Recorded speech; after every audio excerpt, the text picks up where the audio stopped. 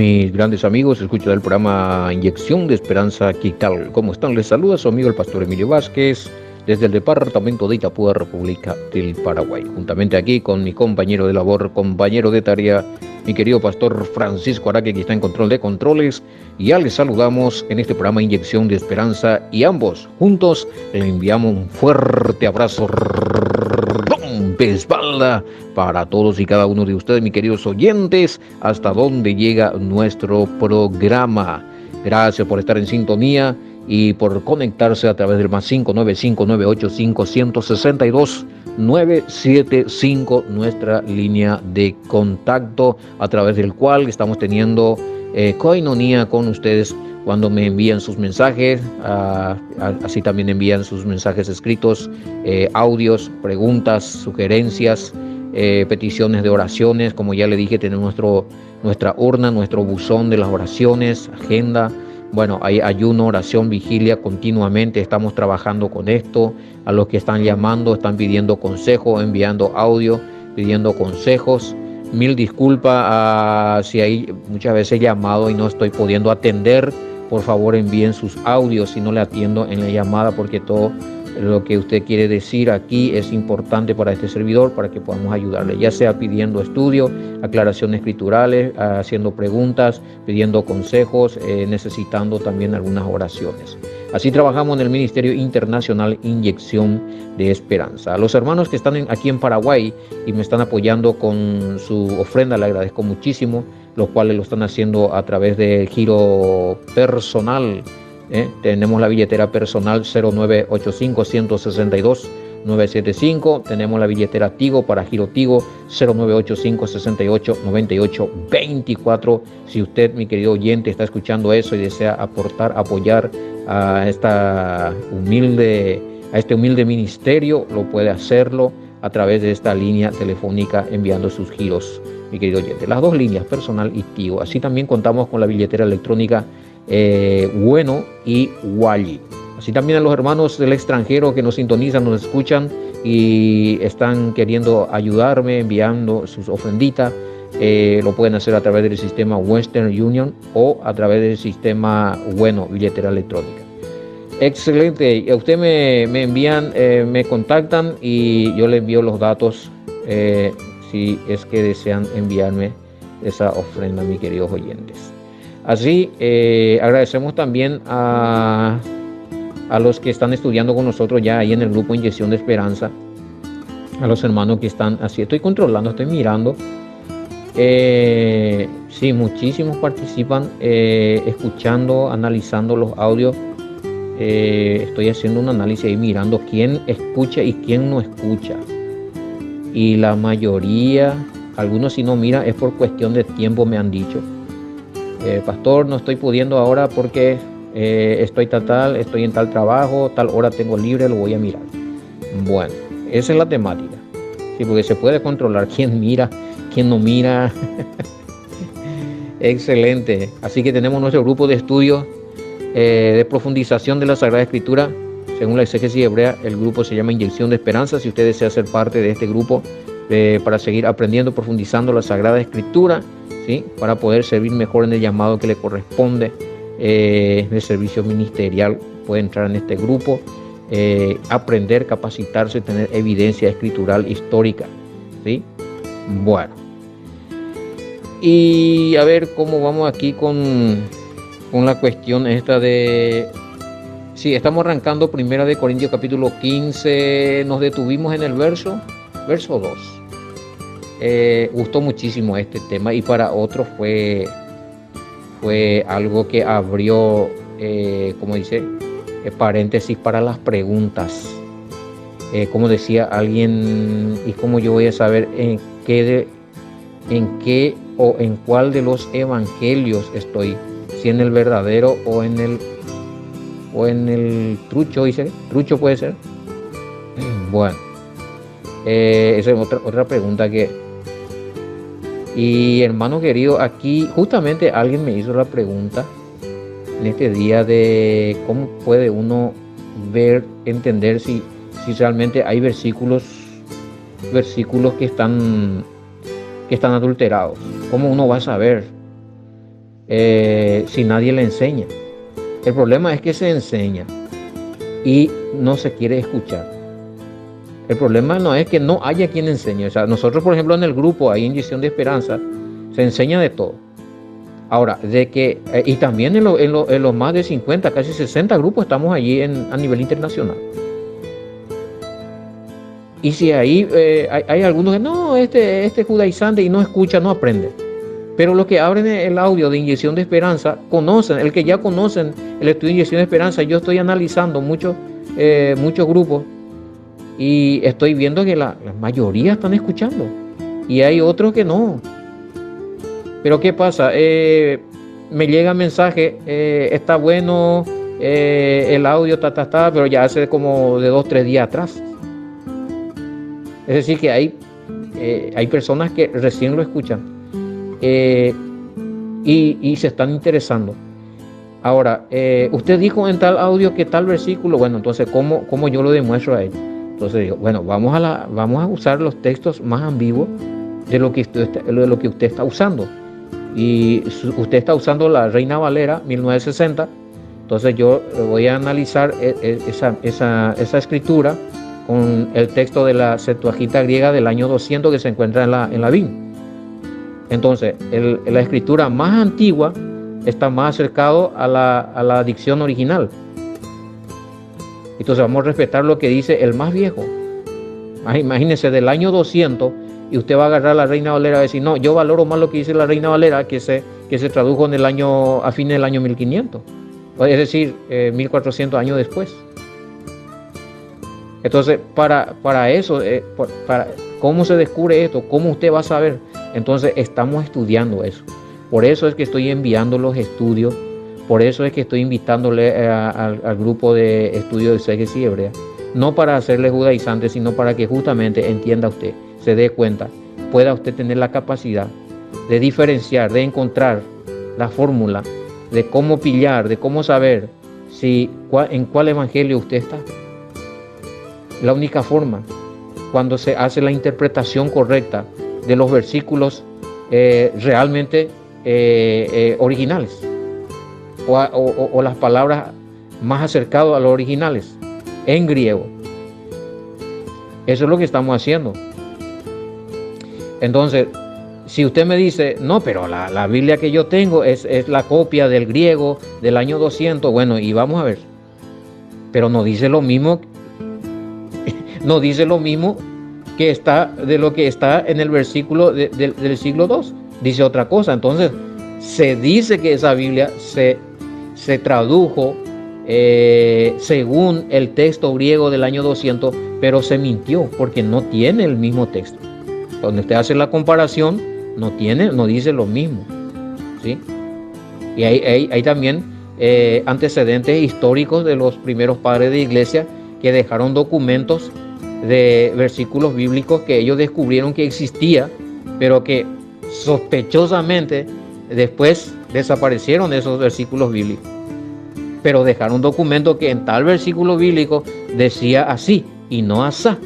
Decía así y no como dice hoy, por ejemplo Mateo 28:19.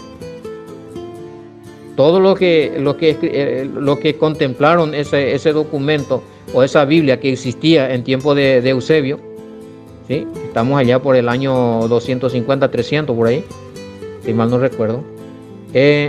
Saben que en Mateo 28:19 el Mesías dijo que el bautismo se tiene que hacer en su nombre. Pero pasando esos años, aparece, háganlo en el nombre del Padre, del Hijo y del Espíritu Santo, porque es la diferencia. Y los mismos padres de la iglesia aclaran qué fue lo que pasó. Que ese versículo fue puesto por los católicos. Que el versículo original, el Mesías dijo, bautícenlo o háganle la inmersión en mi nombre. Ellos mismos lo dicen y se tienen esos documentos. Entonces, estudiando también esos antecedentes históricos, se puede ir descubriendo a través de esos documentos los versículos que se han cambiado. Y por sobre todas las cosas, comparando las versiones más ambiguas con las versiones más recientes. Y estudiando con los que entienden de esto, con los que estamos en esto. Porque si usted va y estudia otra vez con el mismo texto que usted tiene y el grupo donde usted está, solamente se usa ese texto bíblico o esa edición bíblica, Entonces, ¿cómo se van a dar cuenta de que está falsificado? ¿Entienden? Bueno, más o menos le doy una explicación. ¿Te quieres saber más de esto? Porque esto es profundo. Porque después está la regla de interpretaciones, un poco distinta a la regla de interpretaciones que se aplica en muchos seminarios también. ¿Sí? Bueno. Eso es una introducción que me hacen acá, porque tengo que entrar en el verso 3 de 1 Corintios capítulo 15. Porque primeramente os he enseñado lo que asimismo recibí, que el Mesías murió por nuestros pecados conforme a la Escritura. Bueno, ¿a cuál Escritura se refiere que el Mesías tenía que morir por nuestro pecado?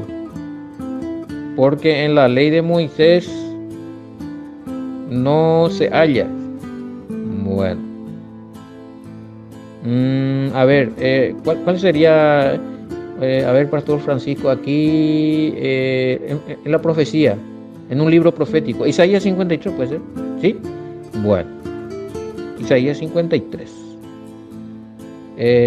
Ahí usted puede encontrar rasgos de a qué Pablo se... Por eso dice en las Escrituras, 15:3. En primer lugar le he enseñado lo que también recibí, que el Mashiach murió por nuestros pecados conforme a la Escritura. No dice conforme a la ley de Moisés, hermano o hermana. ¿O qué versión usted usa? Porque Reina Valera dice conforme a la Escritura. Vin dice conforme a la Escritura. A ver, déjame ver esta versión. Como tenemos aquí la latinoamericana, no creo que diga así también. En primer lugar, les he transmitido esto, tal como yo mismo lo recibí.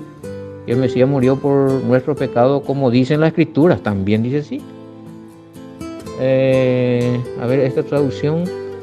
Porque entre las primeras cosas que les transmití estaba lo que yo también recibí. El Mesías murió por nuestros pecados según la Escritura. A ver, aquí sí que... A ver qué me da esto aquí, 3E. Sí, Isaías 3E. Isaías 53 también da. 53.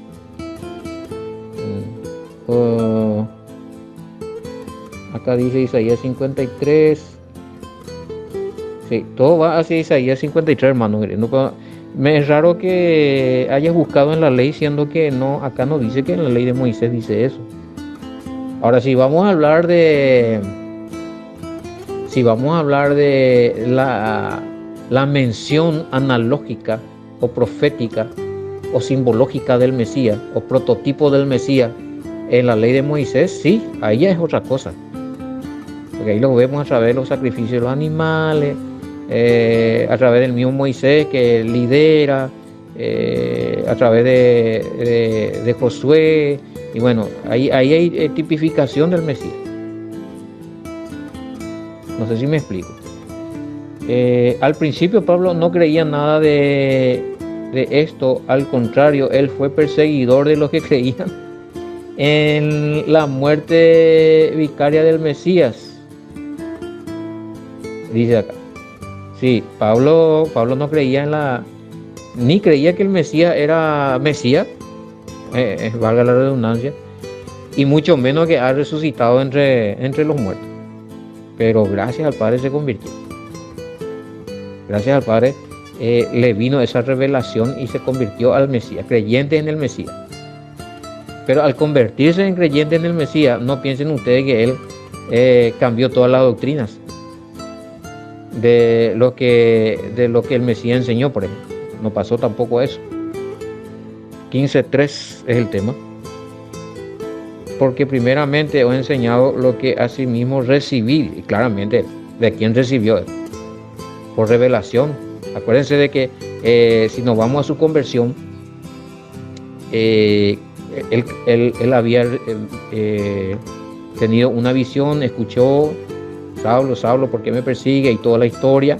Queda ciego, va, se encuentra con Ananías, está 3 días allí ciego, en esos 3 días de ayuno donde él estaba ciego, con escamas en sus ojos, él tuvo visión y revelación del Mesías.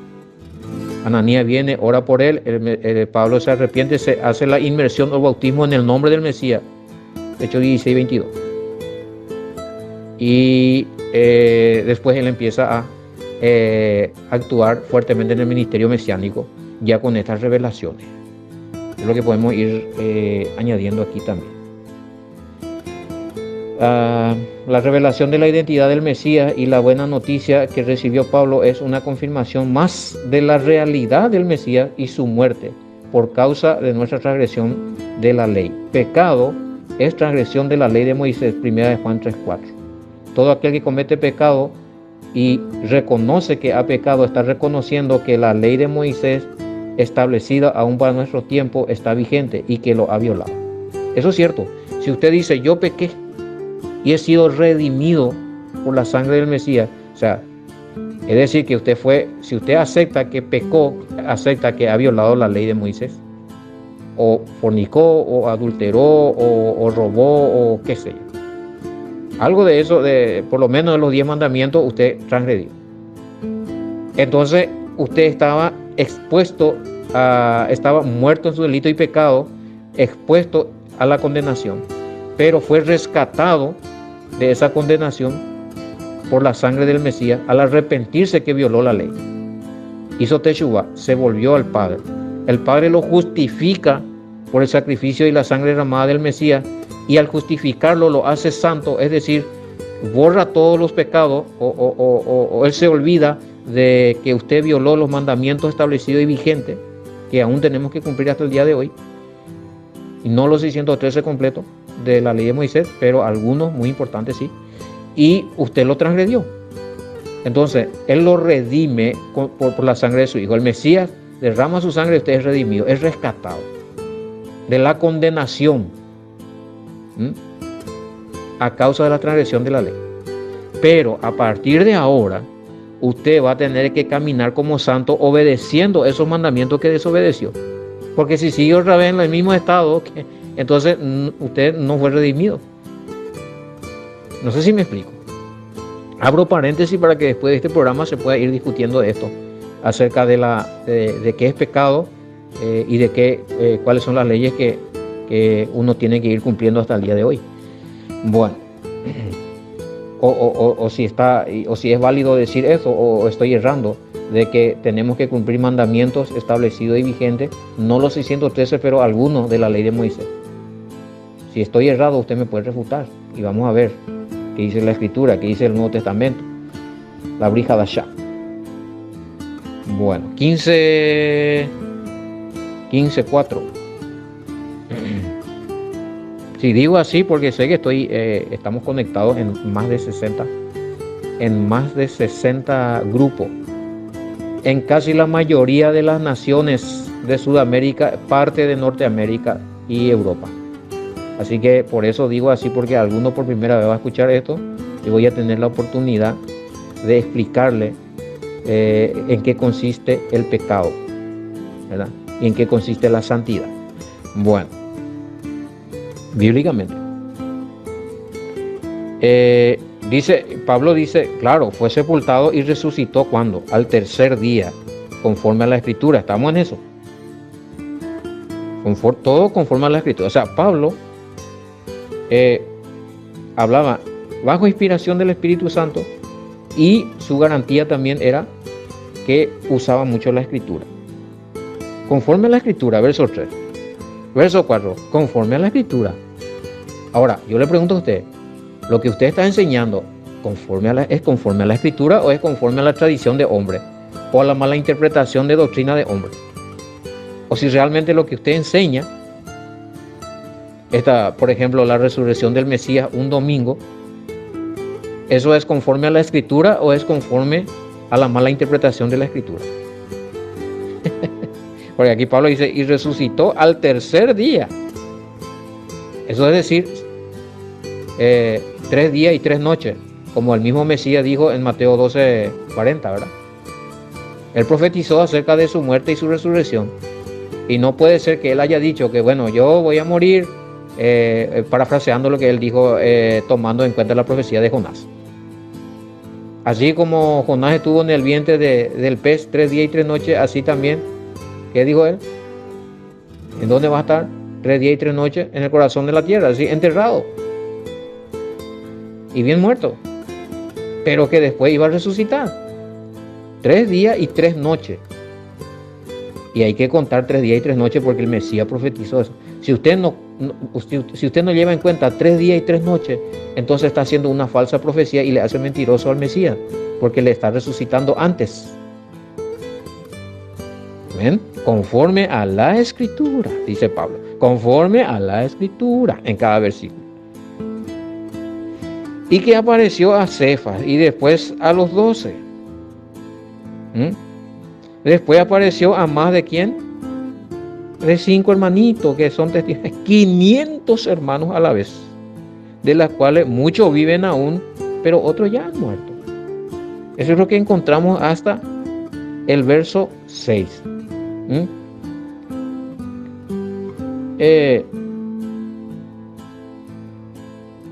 Sí, se refiere a Lucas 24, 34. Eso es en el verso 15, 5, hermano. Puede anotar ahí. Se refiere a Lucas 24, 34, Mateo 28, 16 y 17. Y Marcos 16, 14 y Juan 20, 18.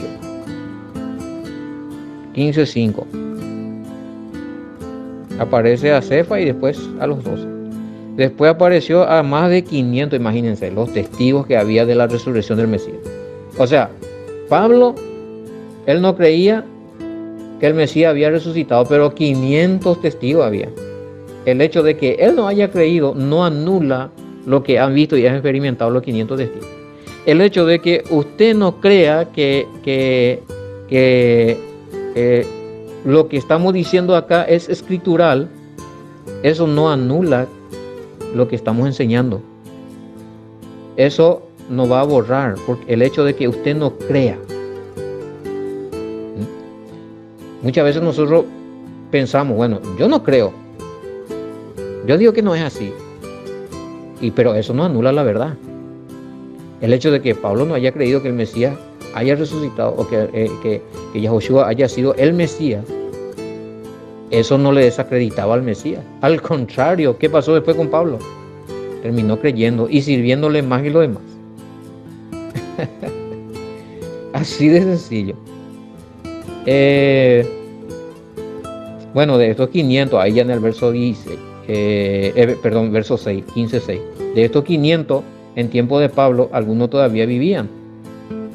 ¿Por qué? Porque, no, hermano, ahí yo le voy a decir que no, porque usted tiene que llevar en cuenta que Pablo nunca murió muchísimos años después del Mesías. ¿Y cómo es que va a haber testigos? O sea, cuando usted me dice que Pablo muere muchísimos años después del Mesías, ¿y cómo puede haber testigos? O sea, usted me tiene que dar noción tiempo, dato tiempo. ¿Qué es para usted? ¿Cuántos años es para usted? Muchísimo. ¿Cuántos años es? O sea, no podemos, o sea, usted no me puede refutar con eso, con ese término. Porque yo le puedo decir, bueno, aquí vamos a buscar en qué año se escribe, en qué año Pablo está hablando. Primera de Corintios. A ver qué datos tenemos de Primera de Corintios. ¿Qué año se escribe Primera de Corintios? Primera de Corintios, escrito aproximadamente en el año 56, hermano querido. ¿Y qué año muere el Mesías? Está datado la muerte del Mesías para muchos eruditos en el año 30. 30 y 56 sería 26 años después de la muerte. Ahí está. ¿Qué me está diciendo? Muchísimos años. ¿Cómo es que va a haber testigos? Porque Pablo dice, aún viven, dice. O sea, yo le pregunto a usted algo. ¿Usted piensa que Pablo es un mentiroso? ¿Sabe cuándo Pablo es un mentiroso? Cuando algunas ediciones bíblicas ponen en la boca de Pablo lo que él no dijo y pusieron de más la palabra ahí o mal tradujeron. Es la única forma de que Pablo no diga. Pero Pablo dice 500 hermanos, de los cuales algunos viven. Es decir, Pablo está hablando más o menos 26 años después de la muerte del Mesías. Y eso es un periodo de años corto en que, sí, ¿por qué no? Muchos pueden que estén vivos todavía. 26 años. O sea, no estamos hablando de 100, de 80 después del Mesías. Bueno, aún antes de la muerte de Pablo, inclusive. Pablo habrá muerto, según tengo entendido, Pablo muere antes de la destrucción del templo, porque, a ver, la destrucción del templo fue en el año 70, no, Pablo muere antes, 66 más o menos. Sí, había tiempo de que haya todavía sobrevivientes de testigos que han visto al Mesías resucitado. Habían todavía algunos privilegiados. Y Pablo mismo era testigo porque a él se le apareció el Mesías. ¿O usted piensa que eso era un mito? Cuidado con eso. Bueno. A ver qué tenemos aquí que añadir. Son datos importantes, hermano, que sería bueno. Cuando usted va a refutar a alguien de noción tiempo o dato tiempo de un suceso cronológico bíblico, más o menos analice el tiempo en que se escribió o en que vivió esa persona. Busque ese dato. Tenemos todos los datos. Existen esos datos. Hay que estudiar, hay que dedicarse mucho a estudiar esos datos de antecedentes histórico bíblico, de datación de fecha, ¿sí? Para que podamos tener más ideas, porque de repente decir, ¿cómo puede haber testigos del Mesías? Pablo dice que hubo testigos del Mesías. ¿Cómo puede ser eso si ya pasó muchísimo? Y había sido 26 años nomás. Apenas pasaron 26 años de la muerte del Mesías. Y como que la muerte del Mesías, usted lo leyó por última vez allá en Juan. Y después empieza a estudiar empieza a estudiar Hechos y demás.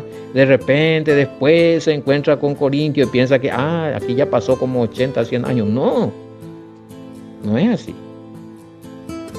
Es la datación, ubicación, tiempo o cronología de tiempo de sucesos bíblicos fechado y establecido y comprobado es una cosa, y el orden en que está todo narrado ahí es otra cosa. Hay que estudiarlo. Bueno, por el hecho de que esté primero Hechos y que después esté Corintios, no quiere decir que Corintios se escribió ya como hace 80 años después del Mesías. No es así. Bueno,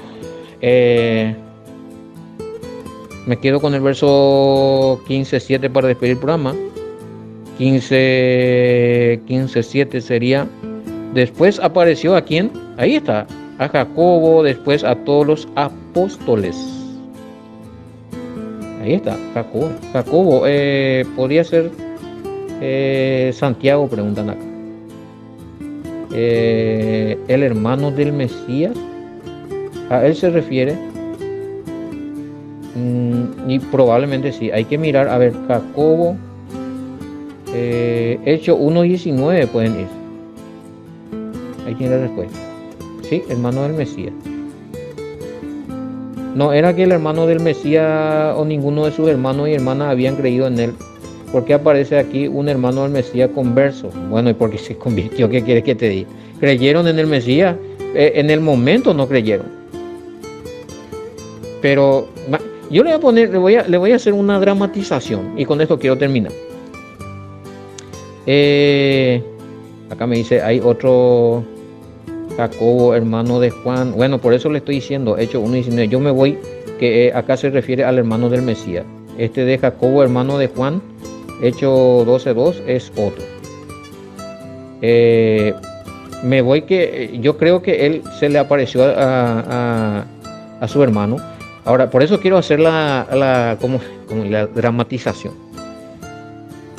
Póngase usted en el lugar, en el tiempo, espacio-tiempo donde ocurrió esto, y que usted haya sido Jacobo, el hermano del Mesías. Y que cuando el Mesías empezó a predicar, usted decía de él, no, ¿qué le pasó? Está mal este. ¿Le habrá tomado algún espíritu demoníaco, un espíritu de demencia? ¿Por qué empieza a decir estas cosas de él? O sea, usted no creía en él. Pero luego ya casi el Mesías, que es tu hermano, estamos en una ejemplificación, muere. Bueno, ahí se acabó la historia, vas a decir, vos sos Jacobo. Bueno, ¿no? Creo que no era el Mesías, porque.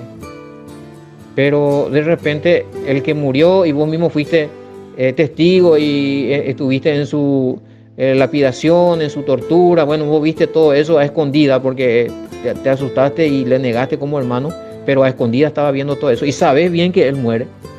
Estás seguro que él murió porque viste también que lo enterraron. Y tu mamá María te dijo, Miriam te dijo, ¿sabes qué, hijo? Murió tu hermano. Tenés testigo de la muerte de tu hermano. Bueno, y de repente a los 3 días después de su muerte, él se aparece y se te muestra a vos. ¿Te convertirías o no? ¿Creerías sí o no en él? Bueno, probablemente eso es lo que le pasa aquí al hermano del Mesías, a Jacobo.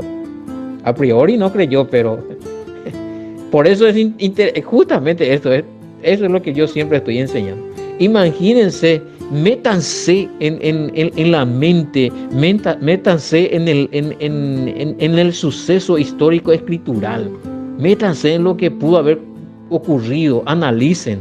No solamente miren el texto ahí y las letras que sobresaltan, mire detrás del texto. Ubíquese en el lugar, imagínese que usted está ahí, ¿qué haría usted? Toda esa cuestión va a ayudarle mucho. Y por eso hace rato dije que hay formas de interpretar la escritura que nosotros todavía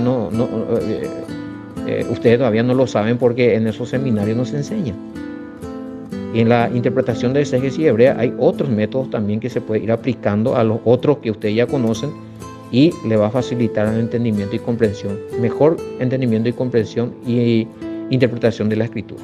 Bueno, hasta aquí llegamos. Vamos a reencontrarnos, si así el Todopoderoso lo permite, mañana en este programa Inyección de Esperanza. Ya, a ver, desde el verso 8 de Primera de Corintios. Nos detenemos hasta Primera de Corintios, capítulo 15, verso 7, y será hasta mañana. Shalom, bendiciones con inyección de esperanza.